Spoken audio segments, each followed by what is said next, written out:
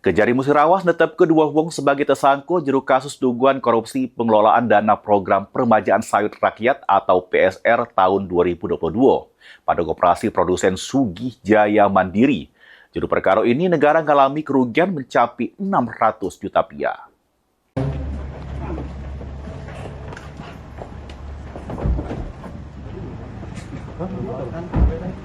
Kedua tersangka yang ditetapkan tersangka ialah Hijrah Alam Bintoro Samo Musyanto. Sesudah penyidik Kejaksaan Negeri Musirawas mengantongi alat bukti yang cukup melalui pemeriksaan saksi, pengumpulan dokumen, serta gelar perkara.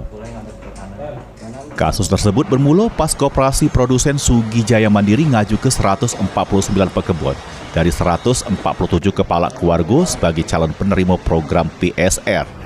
Namun, juru pelaksanaannya penyidik membuka sejumlah dugaan penyimpangan. Modus yang dilakukan para tersangka ialah markup pada item gawean program PSR, pemalsuan dokumen surat pertanggungjawaban, sampai dugaan permintaan fee pada penyedia. Dua tersangka selanjutnya ditahan selama 20 hari ke depan di Lapas Kelas 2A Lubuk Linggau untuk kepentingan penyidikan Kejari Musirawas.